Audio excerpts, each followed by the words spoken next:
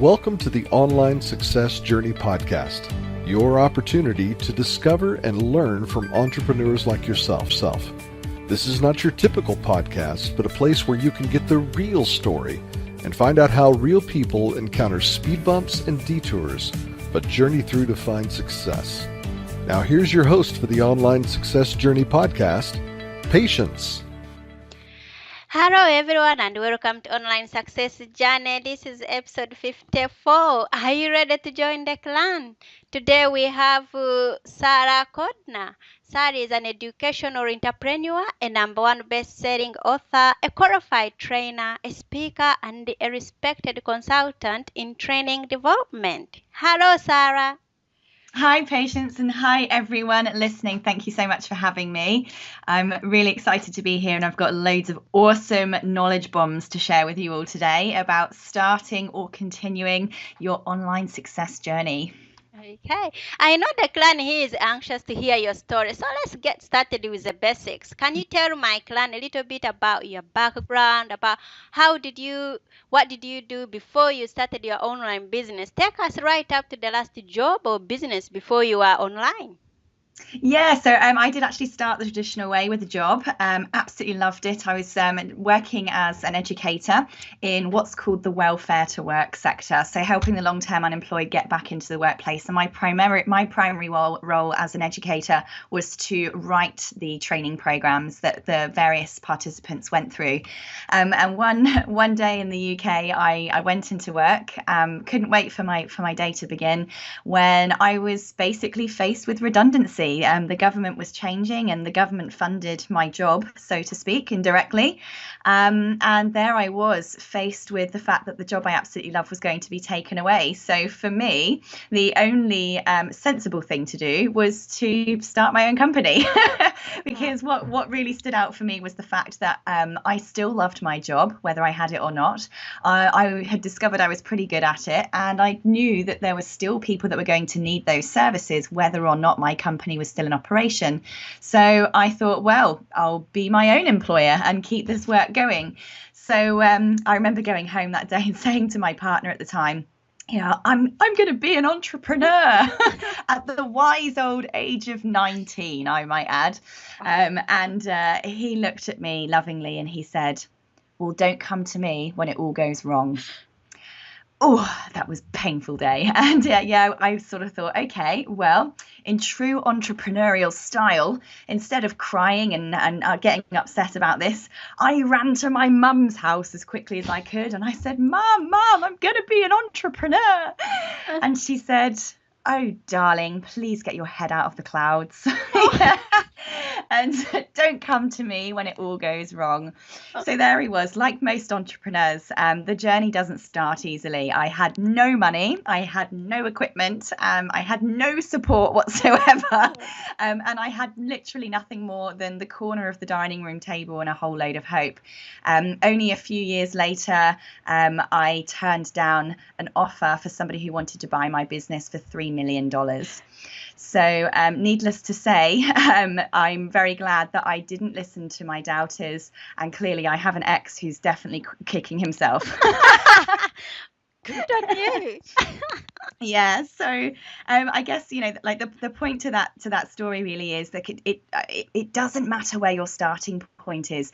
If you are thinking about starting a business, if you are thinking about either substituting your income by starting a business completely, totally jumping ship from your job, or you're just thinking about starting something on the side to substitute your income from a job, and you're thinking, how can I do this? If you're looking at all of the well-established people in your industry and thinking, I can never be like them, my answer to you is I am the walking, talking, living, breathing example that yes, you can. It doesn't matter what your starting point is. It doesn't matter if you do not have a cent in your bank account. If you've got enough passion and you are willing to learn from everyone who's done this before you, and you're willing to put the strategies into place, and you don't need money to put most of them into place, you can create whatever type of company that you're looking for, especially in the online space. Wow, that's a great background, Sarah. Ooh. Yeah, so I went on, I ran my business in the UK, and interestingly, my first employee was actually my university lecturer. So I'm always pretty proud of that moment. I then went on to run my business in Malta. My personal circumstances took me there. And then I very quickly moved into Australia, which is where I'm now based. So you can tell from my accent, those listening, I'm from the UK, but I'm based in Perth in Western Australia now. And I've now currently, as I speak, have over 4,800 students currently doing my training in over 120 countries. So I run this business from a spare room in my house, which just goes to show how much opportunity there is for you to run a business online. You don't need a big fancy office anymore. You don't need to have huge budgets. You don't need to have big teams of staff. You can do this too. And yeah, I'm looking forward to sharing with you some of the things that I'm doing, because everything I do can be learned, and you guys can copy a lot of the things I'm doing as well to really help yourself and to help other people at the same time. Wow, what a move, what a journey. Okay. Wow. All right. So, what is the most dangerous belief an online entrepreneur can have? There's quite a lot out there. Like the first one is thinking that you have to know what you're going to do before you start. So I've kind of got two here that I want to touch on. One is waiting for the epiphany, and I'll explain that. And the other one is thinking that online business is something that you can do quickly, that it's some kind of quick, get rich quick campaign. So I'll talk about both of those. Waiting for the epiphany is the biggest one. I talk to a lot of entrepreneurs. I coach entrepreneurs all the time. And I say to them, so why haven't you started yet? And they say, well, the thing is, I haven't quite figured out what my thing is yet. I haven't quite figured out what my topic is. I haven't quite figured out X, Y, or Z. I haven't quite got enough money yet. I haven't changed my shifts. My kid's too young, blah, blah, blah. Like there is just endless excuses about why they haven't started yet. And the thing I say to them is business is constantly evolving. Forever. There is no point in business. There is no end point. There is no point when you just wake up one day and go, well, now I've figured everything out. Now everything's working. I'm just going to forget about it. My business will carry on working. No. The second actually you stop evolving, you stop learning, you stop doing new stuff is the second your business dies. So, never think that there is a day in business where you know what's going on. In fact, I've got so many entrepreneur friends, and we laugh all the time. We say to each other, do you know what? None of us have got our shit together. None of us really know what's going to be happening next week, next month, next year. The world changes too quickly. Technology changes. Our customers' wants and needs change. So if you're waiting for this moment where you know what you're doing, the point is you're never ever going to start. As long as you have the ability to keep moving and keep changing and keep learning and keep growing and keep evolving, that is the only skill you need to have in business. So yeah, when I say epiphanies are lies, what I mean by this is there is no moment of magnificent glory when you're sat on the toilet or you're in the shower when you just go ding, now I know what my thing is. Now I know what I'm going to do. You have to just do something, because every time you do something, you learn more about yourself, you learn more about that topic, and you tend to deviate slightly more and niche slightly more and find a different way of speaking about it, delivering that product, whatever it might be. So you just do something. What do you know right now? What can you do right now? Do that. That will lead on to something else. Those things will lead on to something else. Don't wait for this magical moment, because it doesn't exist in business. So that's the first sort of deadly mistake. The second other deadly mistake I see is that people have this perception that doing business online is a get-rich-quick campaign. If you go onto Facebook these days, you'll see Facebook adverts constantly barraging you, saying, make 7 figures overnight, the 6-week program to a 6-figure company. You'll just see all of this going on everywhere. And if you pay money to these programs and you believe that you're going to make 6 figures in 6 days or whatever these things tell you you're going to do, be prepared to be disappointed. And I'm not saying they're all bad and you can't do that. You absolutely can. It is possible. But business is a long-term game.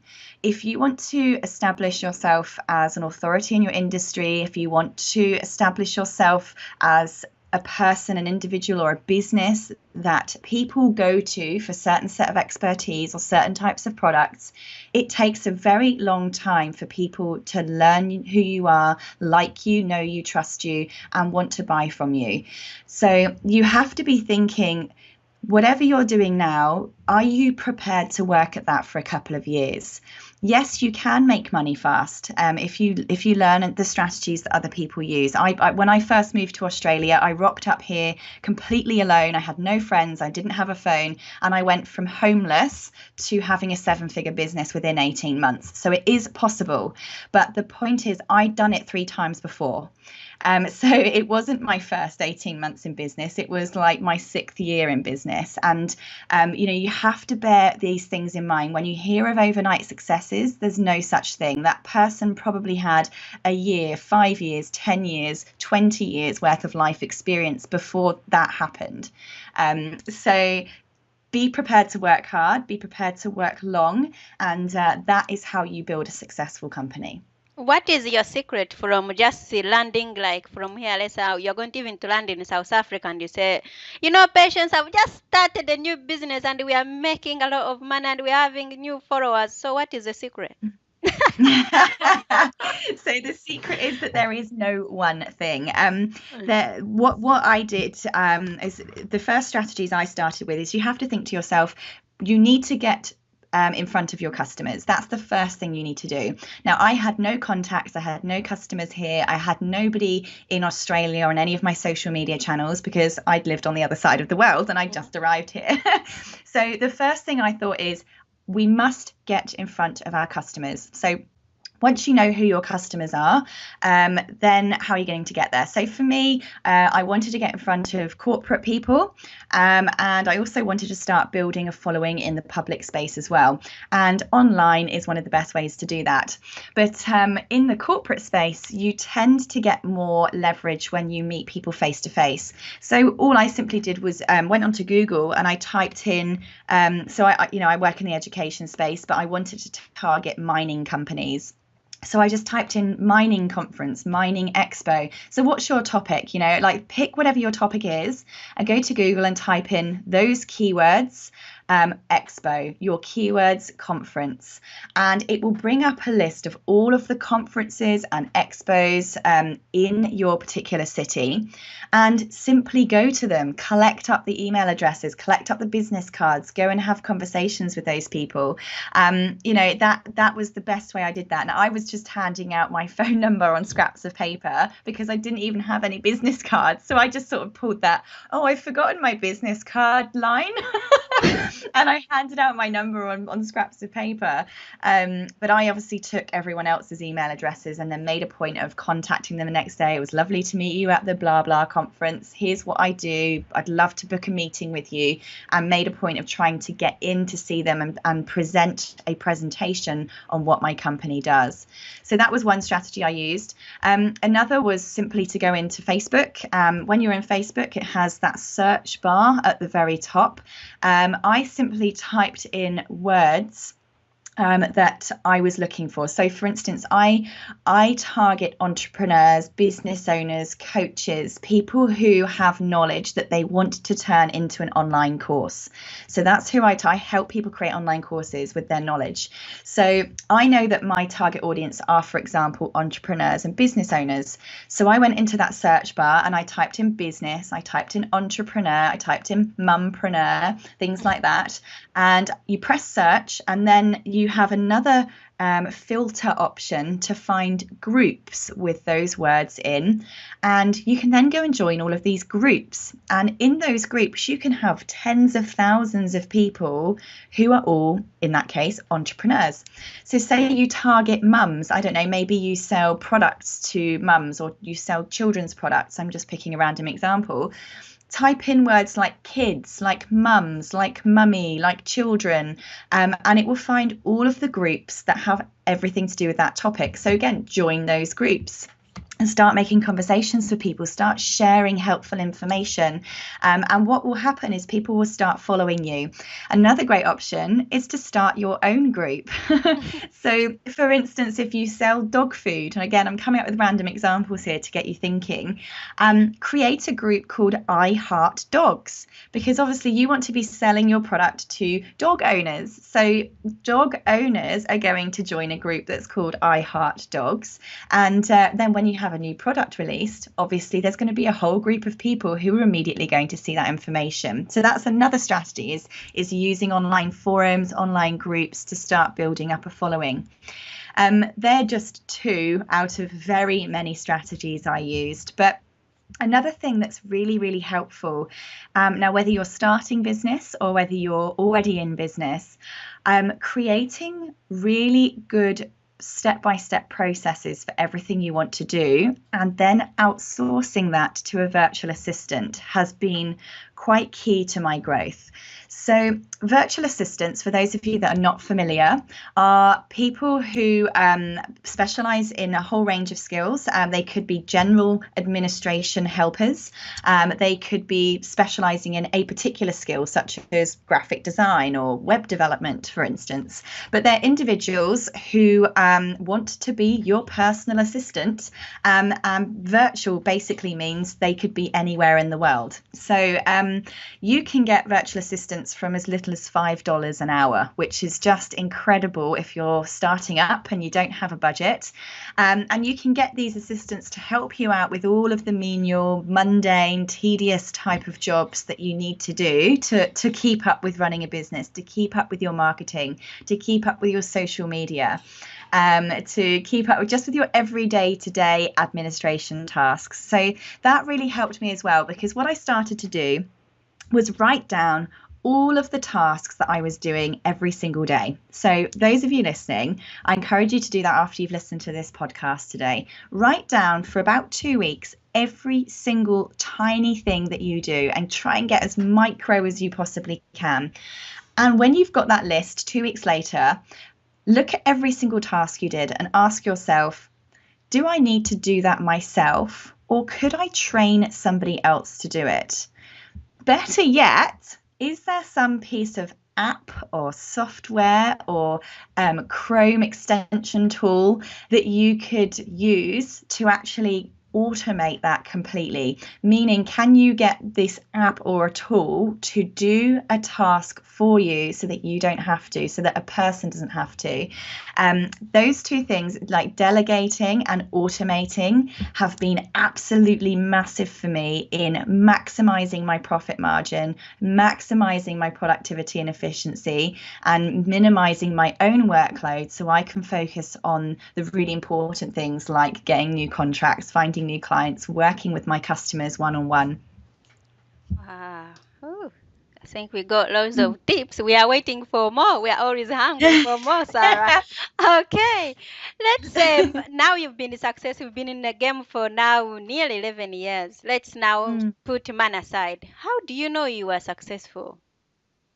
Oh, this is such an interesting question, isn't it? People say, what this is actually, I'm so glad you've mentioned this, Patience, because especially if you're just starting out, ask yourself, what does success mean to you? Because I actually had a very big sort of light bulb moment only what year are we in? 2016. So early last year. So it was about 18 months ago when I kind of had this moment of realizing that everything I'd been working really hard for was not what I wanted at all. Oh. I don't know where I got this idea from. In my head a couple of years ago, success was financial turnover. I don't know where I got that from, but for some reason, in my head, success was having a big office, having loads of staff, being the big boss mama, like turning over lots and lots of money in the company. And, this is what I was chasing. This is what I was building. This is what I wanted desperately and what I wanted to have. And all of a sudden, I found myself exactly with that. I had the big office. I had 23 employees.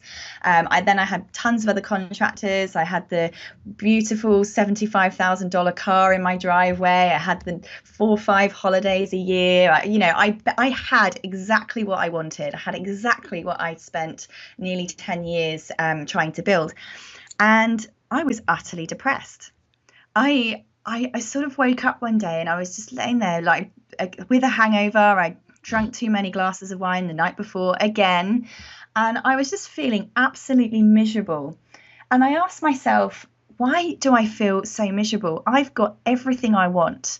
And how can I tell anyone how miserable I feel? Because my life is, on the outside, it's perfect. I had everything was perfect, everything was fine. I even had a perfect marriage. It was just, why do I feel so shit, was basically what I was sitting there asking myself.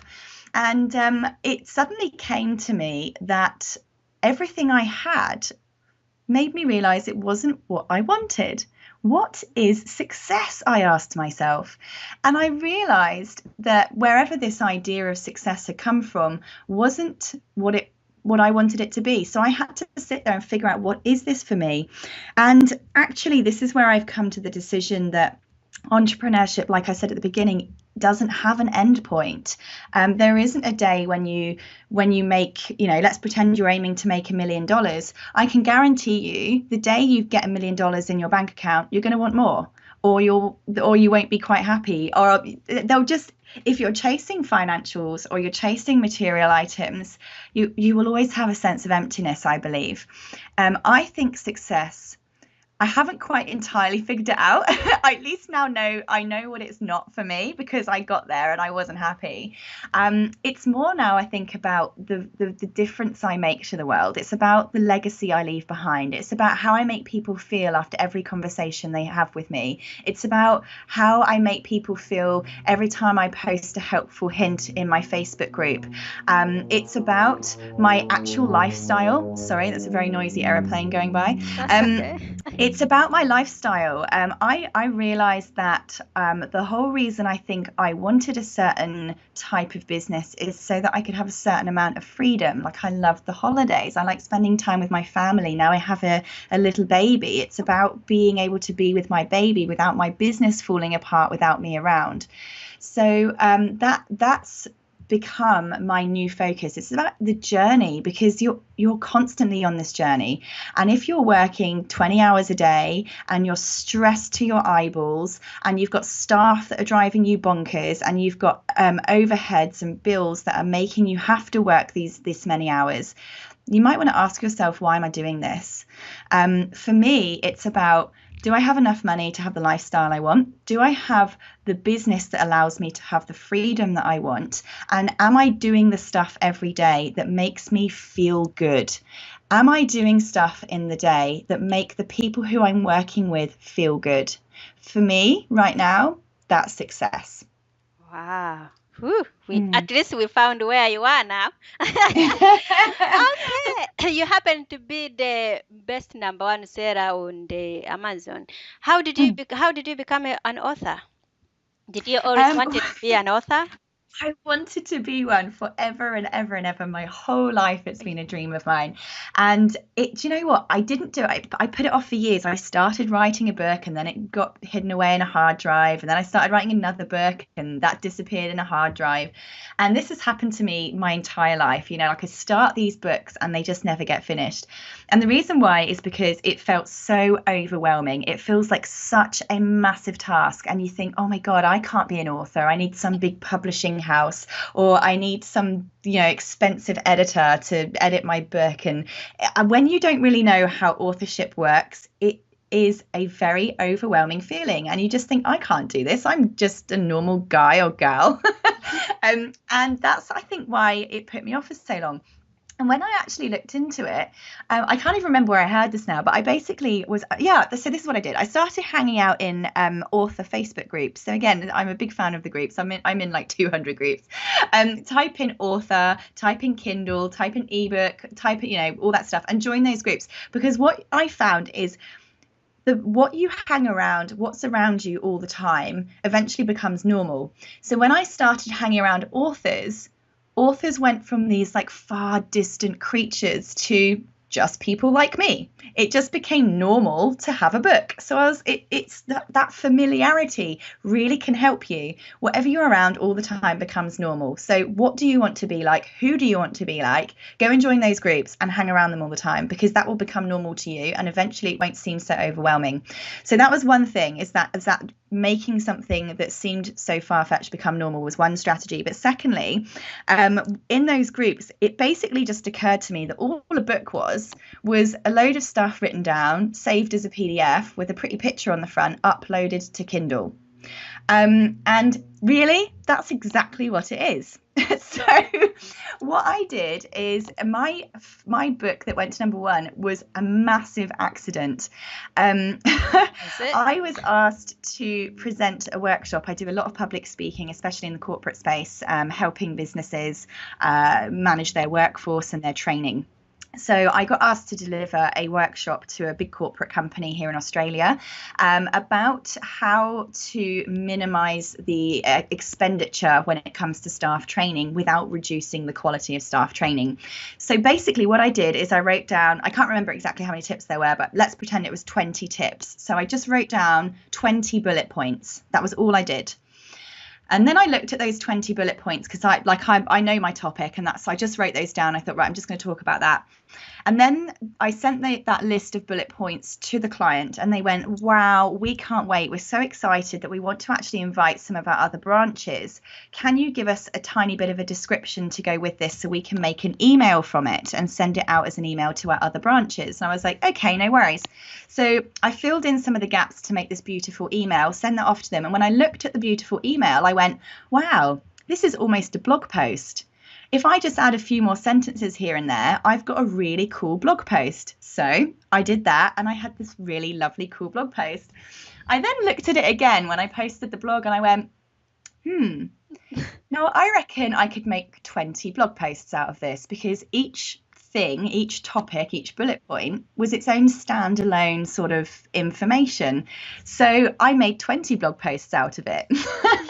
And then I went and looked at each one, and I thought, oh my gosh, these are like chapters for a book if I just extended them out a tiny bit. So I extended them out for a tiny bit. Anyway, this sounds like a lot of work, but this took me exactly 48 hours. So I expanded it all out, and I can't remember how many pages it came to now. I think it was just under 100 pages or something. And I then went to Fiverr.com. So if those of you who haven't heard of Fiverr.com, Fiverr.com, it's basically an outsourcing website that has loads and loads of people on it who basically will do any job for you. So I typed in what was it I looked for? Not an editor. Yeah, like a spell check. So yeah, like a spell check editor. It cost me $15 for somebody to go through my text and just check the grammar, check the spelling, check I hadn't made any silly boo-boos from that point of view. I then typed in ebook cover designer. And for $5, somebody designed the cover of the book. And then I typed in convert my ebook to Kindle, and it cost me $5 for somebody to turn it from a simple Word document into the file format that Kindle requires. I then went into Amazon KDP. That's basically where you set up a simple account, you connect your bank account details to it, and you create a profile, and then you go add a book to my bookshelf. And all you simply do is you press one button, you upload that file, which is the text. The second button you press is to upload the image, which is your cover, and then you press publish. And within a few minutes, you're an author. That is how simple it was for me to create my book. So it took me 48 hours to become an author. I then created a big Word document, and I do have this document for sale. basically, I went and found all of the Facebook groups, all of the Twitter groups, and all of the promotional websites that allow you to promote a Kindle ebook. And I then submitted my book offer to all of those platforms. I did a promo to my list. And because I had so many people then download the book within a certain period of time, my book went straight to #1. So in my particular category. So honestly, if you want to become a #1 international best-selling author, I'm telling you now, you can create a book within 2 days and you can become a best-selling author within 3. Wow. It's that simple. Thank you for giving us the tips. Wow. No, I actually have I have a document for sale. It's only $45. For those of you who want to do this, I've got the exact step-by-step process to follow. I've got all of the links to all of the groups and pages where you post your book when it's done. It also includes some amazing marketing tips for some special things to put inside your ebook so that it's more than just an ebook. You want your ebook to act as a marketing tool for you. You want it to sell and promote your other products and services. You want it to also become a little bit of a lead generation machine for getting people following you on social media and so on. So I've got some other really cool checklists in there for you as well. If anyone's interested, I'll give Patience the link to that, and I'm sure that can go in the podcast notes if people want to follow that. Okay, that we will be glad. Who knows? Might get me a leaf out there and get myself an author book. Yeah, do it. Definitely. Okay. I'll buy it. All right. What is the most valuable thing your mentor has told you? Actually, I'm going to tell you a very opposite side of that story. I hope it's a good one. We need to be inspired, Sarah. The most valuable thing I ever learned from a mentor is not what you'd expect. I followed. I was in a group training program a few years back now. I was learning how to become a professional speaker. So I've been speaking for years, but I knew that there was a few things I had to do to sort of take me up to the professional level so I could get paid well for public speaking, which, by the way, is the second highest paid profession in the world. So those of you that do have a story to share and do have knowledge to share with the world, I'd highly consider looking at packaging yourself up with an online course and getting yourself out there as a speaker. But that's by the by. So anyway, I was on this course, brilliant program, and a guest speaker came in one day to talk about marketing, and I really liked him. I loved what he had to say, and I approached him and said, I'd be really interested in getting some coaching and mentoring from you. And he offered me a 12-month training program. Now, this 12-month training program included all kinds of bells and whistles with it. It had lots and lots of features, and it sounded like exactly what I needed. I paid $25,000 for this training program. He insisted that I paid up front. And to cut a long story short, I wasn't delivered all of the training program that I paid for. I had some elements of it, but what I paid for was not delivered. And about 9 months into this so-called program that I wasn't getting, I said to this person, look, what's going on? Where's my program? I want my money back. And he didn't give me my money back. And to this day, I'm still very, very, very upset about that. And I don't think it's quite over. There are probably still a few more things to go on with this. But the point is, I learnt something very important. Now, I continued on with my own marketing journey. I then, because this guy didn't teach me what he promised to teach me and give me what he promised to give me, I then had to go and teach myself. I had to do loads of online courses. Those of you who want to learn, by the way, amazing stuff without spending $25,000, there's an amazing online course platform called Udemy, Udemy. You can get some of the most fantastic courses for like $10. it's brilliant. I've got a load of courses on there as well. I'll give you guys the links. But I went and did some Udemy courses. I joined all these Facebook groups. I learned from other professionals. I asked other entrepreneurs how they were doing what they were doing. I basically became a sponge, and I had to teach myself. YouTube became my number one go-to place. You know, whatever you want to learn about, whatever you want to know how to do, I can guarantee you there'll be a video how to do it on YouTube. So just go to YouTube. If you don't even have a spare one penny, go to YouTube. It will teach you so much. And now I have become an absolute pro in marketing. I didn't even know what a lead page was. I didn't know how to even like the concept of a website. Now I can completely HTML code my website. I can create lead pages in my sleep. I can create lead magnets. I can do automatic email messaging systems, like anything to do with marketing. Like I am now the person that other people come to and pay so that they can get the tips to be a marketing expert. So this comes with two lessons. Look, when people act like the big song and dance and the big show and pretend that they're an expert in something, be very wary. People, marketers especially, are very good at marketing themselves. Check their qualifications. Are they qualified in what it is that they're saying they can do? You know, if someone's qualified, they're going to be more than willing to give you proof. Check whether they also walk the talk of what they do. So this guy was saying he was a marketing expert. Now, this is how stupid I am. I didn't even check his social media channels. This guy had like 2 followers on Twitter. And one of them was me. He only had 1 video on his YouTube channel, and it was one of mine. And he just didn't do what he was saying he was going to do for other people. So I stupidly didn't check and do my due diligence. So check, do these people do they have long-term history in that particular thing, or are they just jumping on that topic because it's a hot topic right now?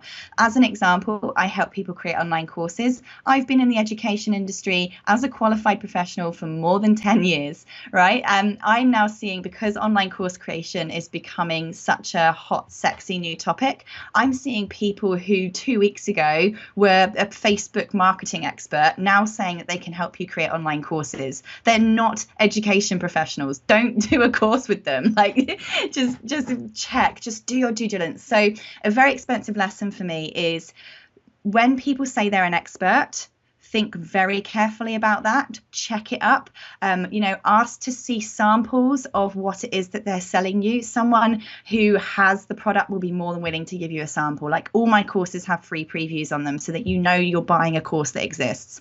The second lesson is you will be very, very surprised at what you already know, and you'll be even more surprised at what you can teach yourself in a very short space of time. You don't necessarily always need a professional to do something for you. Have a little bit of belief in yourself. Trust yourself. Like, you are a human, which means you are absolutely incredible at learning things. So, before you go and pay that $10,000 program, just go, maybe I could learn this myself.